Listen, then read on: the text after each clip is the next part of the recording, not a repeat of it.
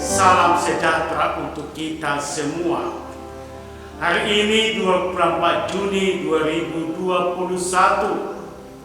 saya Pastor Octavianus Situngkir akan membawakan renungan bagi kita yang dikutip dari Injil Lukas bab 1 ayat 57 sampai 66 dan ayat 80. Demikian bunyinya.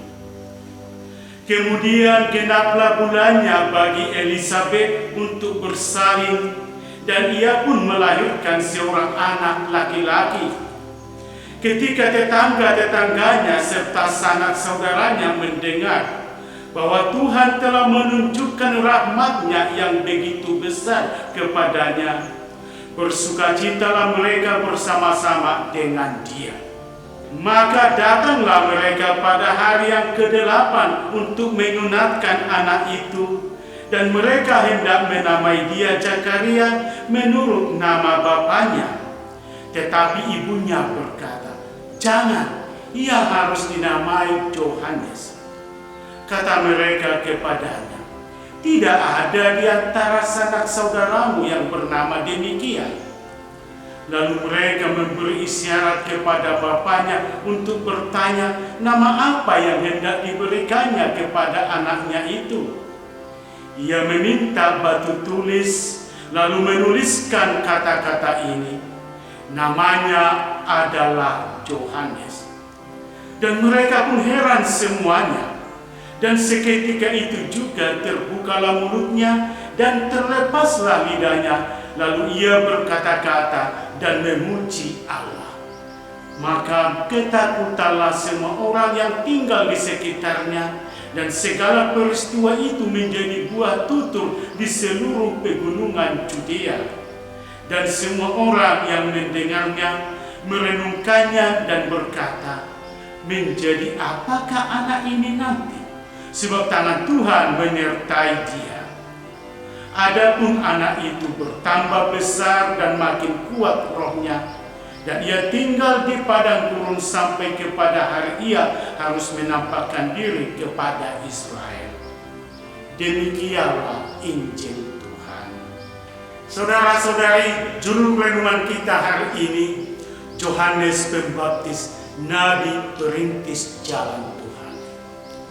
Kebanyakan para kudus dirayakan pada hari wafatnya. Tetapi Yohanes Pembaptis dirayakan juga baik hari kelahirannya dan kematiannya. Sungguh suatu peristiwa dan perayaan istimewa. Hari ini, Kamis 24 Juni, Gereja Katolik Kudus merayakan Hari Raya Kelahiran Yohanes Pembaptis. Yohanes itu adalah nabi transisi antara Perjanjian Lama ke Perjanjian Baru.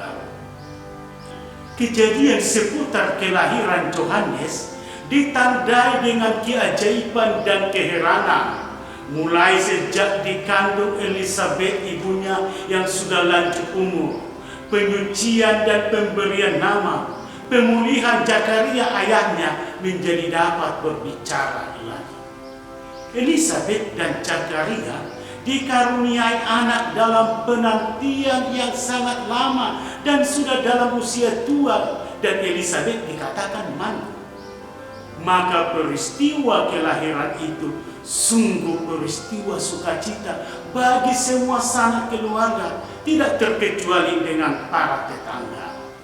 Ketika hari ke-8 sesuai dengan tradisi, saat mau disunatkan dan hendak memberi nama Zakaria, tetapi Elisabet ibunya berkata, "Jangan, ia harus dinamai Yohanes." Seketika itu juga Zakaria dapat berbicara kembali, yang selama Yohanes dalam kandungan, Zakaria membisu tidak dapat bicara.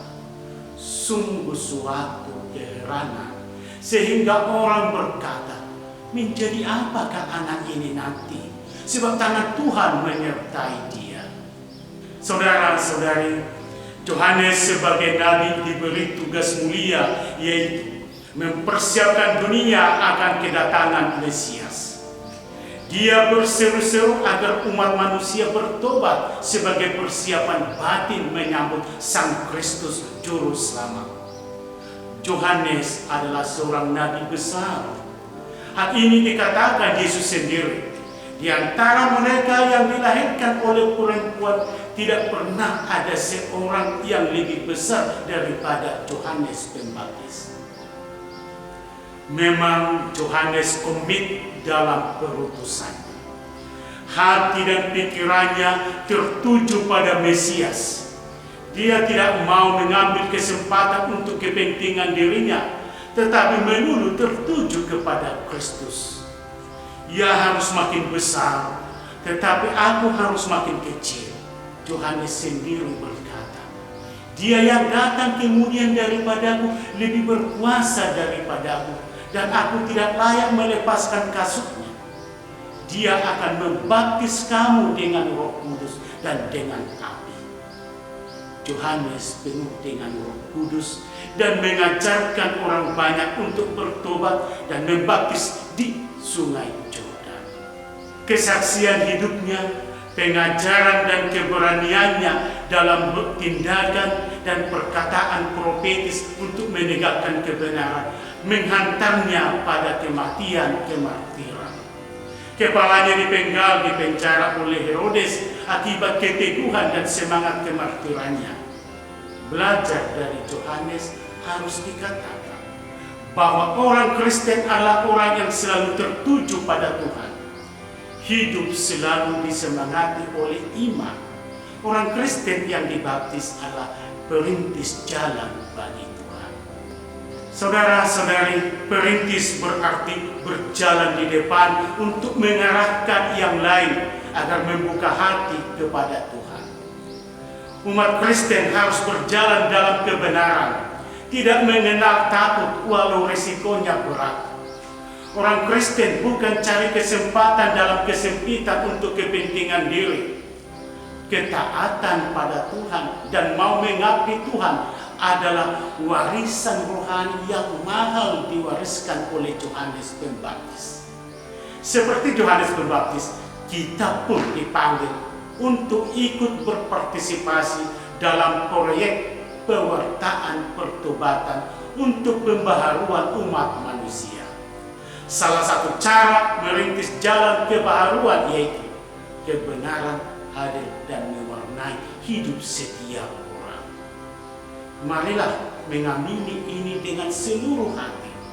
Semangat selalu, Pace Kebede, selamat beraktivitas.